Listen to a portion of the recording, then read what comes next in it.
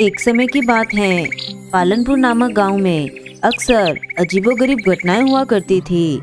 गांव वालों का मानना था कि उनका पालनपुर गांव श्रापित है। जब भी कोई गांव वाला गांव के जंगल में जाता तो वह जिंदा नहीं बचता। एक दिन गांव का पप्पू किसान अपनी गाय के साथ जंगल के रास्ते हुए गांव जा रहा था। अरे रात काफी हो गई, मुझे जल्दी निकलना चाहिए था, लेकिन ये गौरी जंगल में चढ़ने लग गई और देर हो गई। गौरी अब जल्दी से चल यहाँ से, इस जंगल में बहुत ही अनहोनी घटनाएं होती रहती हैं। पप्पू डरता हुआ अपनी गाय के साथ थोड़ा आगे बढ़ता है तो उसे पेड़ के नीचे एक बुढ़िया दिखाई देती है जो दिखने में काफी डरावनी होती हैं। अरे वाह, तो तुम आ ही गए, अच्छा हुआ कोई तो इस जंगल में आया। बहुत दिन हो गए किसी इंसान का खून नहीं पिया, आज तो मजा आ जाएगा। शिकार खुद चलकर आया है। कौन हो तुम? हमें जाने दो, हमको अपने गांव जाना है। यह सब सुन पप्पू बहुत डर जाता है और वह अपनी गाय के साथ भागने लगता है। भाग गौरी भाग, आज तेज भागना पड़ेगा गौरी तुझे, नहीं तो आज हम जिंदा नहीं बच पाएंगे। तभी वो डरावनी बुढ़िया उसके सामने आ जाती हैं और अपने लंबे लंबे नाखूनों से पप्पू को मार डालती हैं और उसके बाद उसकी गाय गौरी को भी मार डालती हैं। अगली सुबह यह खबर गांव वालों को पता चलती है। गांव के लोग ये जानकर बहुत हैरान हो जाते हैं। अरे भैया, सुना है उस डरावनी बुढ़िया ने कल रात पप्पू किसान और उसकी गाय को मार डाला। भैया ये तो अच्छा नहीं हुआ। हाँ भैया, अब तो इस गांव में रहते हुए भी डर लगता है, लेकिन क्या करे भैया, गांव छोड़कर भी तो नहीं जा सकते, और ये जो जंगल है वहाँ भी तो गांव के बीचों बीच पड़ता है ना, अब जाए तो जाए कहाँ पर। और ये बोलते हुए वहाँ बहुत उदास हो जाते हैं। पप्पू के मरने की खबर उसके घर पहुँचती है। पप्पू किसान की बेटी रीमा जोर जोर से रो रही होती हैं। अरे अरे, अब बस भी कर दे तू रोना, तेरा बाप तुझे छोड़कर चलता बना मेरे ऊपर, आखिर मैं कहाँ से खिलाऊंगी तुझे रोटी। मेरा तो खुद एक बेटा है, और तेरे बाबा जो आज तक एक पैसा नहीं जोड़ पाए वह छोड़ गए तुझे मेरे ऊपर। नहीं नहीं, मैं तुझे अपने साथ नहीं रख सकती, निकल जा यहाँ से। अरे नहीं नहीं माँ, ऐसा मत कीजिए, मैं आखिर कहाँ जाऊंगी, ऐसा मत कीजिए, पिताजी के बाद अब आप ही मेरा सहारा है माँ। अरे वो मैं सब कुछ नहीं जानती, तुझे इस घर से जाना ही होगा। अरे हाँ माँ, निकालो इसे यहाँ से, पिताजी की सबसे लाडली बनी घूमती है, अब आएगा मज़ा। जिसके बाद रीमा वहाँ से बड़े उदास मन से चल देती हैं। चलते चलते वह गांव के उसी जंगल में आ जाती हैं। जैसे ही रीमा अंदर जंगल में जाती हैं, उसे डरावनी आवाज़ें सुनाई देने लगती हैं। वह बहुत डर जाती हैं। अरे अरे, यह कैसी आवाज़ें आ रही हैं? मुझे तो बहुत ही डर लग रहा है। हे भगवान, इस गांव से बाहर जाने का एक ही रास्ता है जो इस जंगल से होकर जाता है। हे भगवान, मेरी सहायता कीजिए, अभी तो मुझे भूख भी बहुत लगी है। और जिस ओर से डरावनी आवाज़ें आ रही होती हैं, रीमा उसी ओर चल देती हैं। तभी वह देखती हैं, वहीं पेड़ के नीचे घूंघट में एक बुढ़िया बैठी हुई होती है। आ गई तू, अब मुझे एक नया शिकार मिल गया। बहुत दिन हो गए हैं किसी इंसान का खून नहीं पिया, आज तो मज़ा आ जाएगा। शिकार खुद चलकर आया है। नहीं नहीं अम्मा, मुझे कुछ मत करना, मुझे छोड़ दो। हे भगवान, अब मैं क्या करूं? उसकी बातें सुनकर रीमा काफी डर जाती हैं। तभी भागते भागते रीमा एक गड्ढे में गिर जाती है। जैसे ही रीमा उस गड्ढे में गिरती है, वह एक ऐसी जगह पहुंच जाती हैं जहां बहुत सी रोशनी होती है। काफ़ी बड़े बड़े पेड़ होते हैं और उन्हीं पेड़ों के पास काफ़ी सुंदर नदी होती है। वहां आसपास अलग अलग तरीके के पक्षी और जानवर होते हैं। सभी को देखकर रीमा काफ़ी हैरान हो जाती हैं। अरे यह मैं कहाँ आ गई? ऐसा अजीब सा जंगल तो मैंने कभी नहीं देखा। उसी जंगल में थोड़ी दूर चलते चलते वहाँ देखती हैं कि गांव के जो लोग मर गए थे वहाँ पेड़ से बंधे हुए थे और साथ में ही रीमा के बाबा भी थे।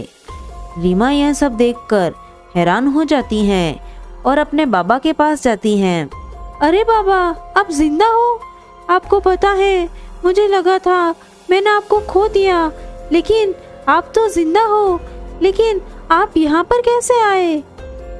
अरे बाबा, आप बोलते क्यों नहीं? रीमा की इन बातों का उसके बाबा पर कोई असर नहीं हो रहा था।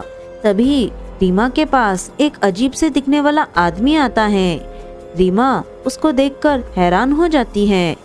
अरे बेटा, तुम मुझसे डरो मत, मैं तुम्हें कुछ भी नहीं करूँगा। इस जादुई जंगल में आसानी से कोई नहीं आ सकता।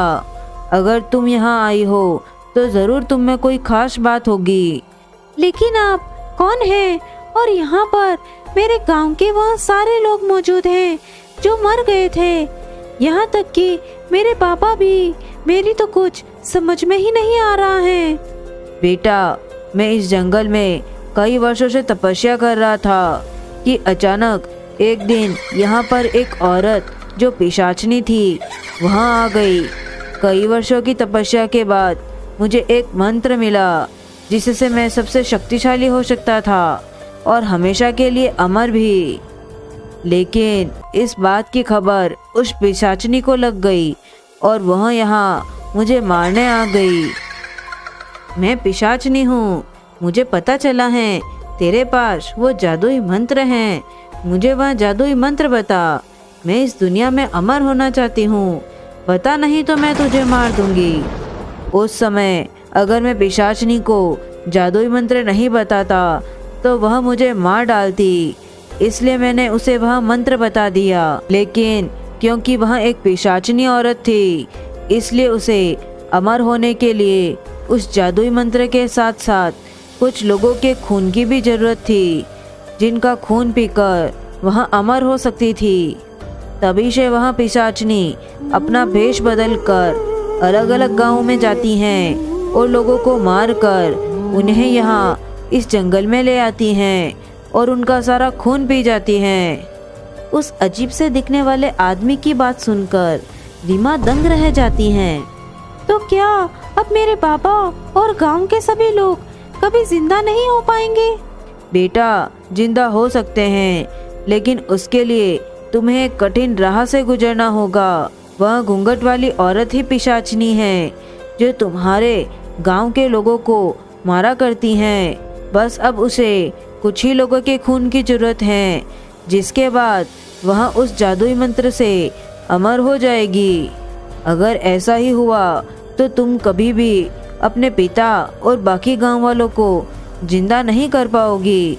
सिर्फ एक ही रास्ता है जो उस घूंघट वाली पिशाचनी को अमर होने से रोक सकता है, लेकिन राह बहुत कठिन है। मुझे वह राह बताइए।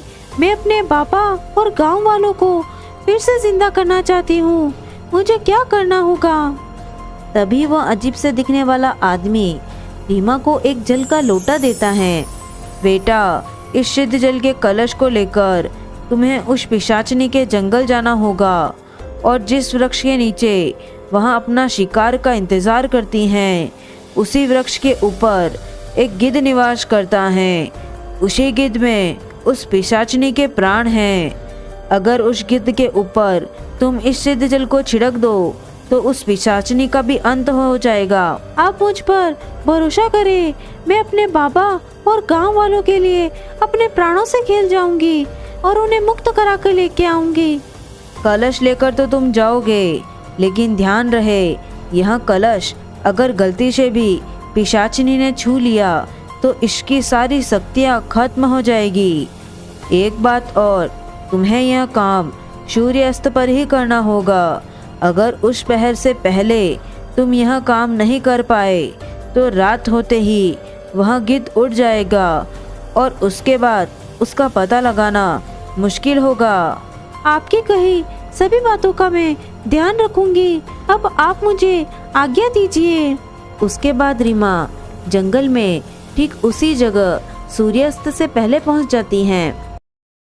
मैं उस पिशाचनी को कैसे उस पेड़ के नीचे से हटाऊं?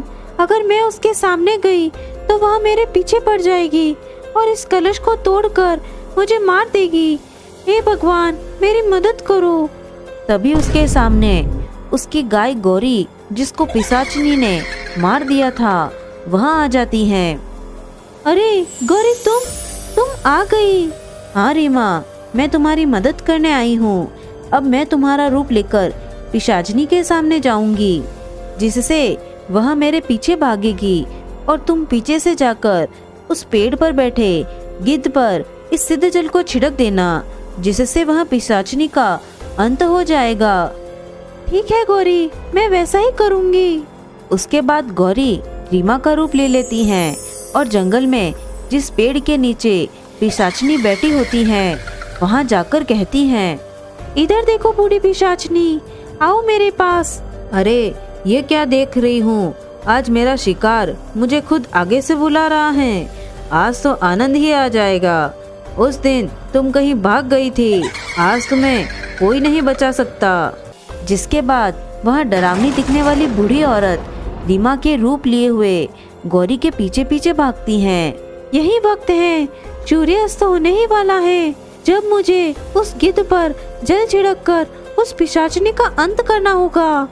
रीमा झट से उस पेड़ पर चढ़ जाती हैं और देखती हैं एक बहुत भयानक सा गिद्ध पेड़ की डाली पर बैठा है। रीमा कलश से जल उस गिद्ध पर छिड़क देती है, जिससे गिद्ध जलकर खाक हो जाता है। और वहीं दूसरी ओर पिशाचनी गौरी के पीछे पीछे भागते हुए जलने लगती हैं और जोर जोर से चिल्लाने लगती हैं, अरे ये क्या हो रहा है? मेरा शरीर कैसे जल रहा है? धोखा, मेरे साथ धोखा हुआ है। नहीं नहीं, बचाओ मुझे। जिसके बाद देखते ही देखते डरावनी दिखने वाली पिशाचनी खाक बन जाती हैं।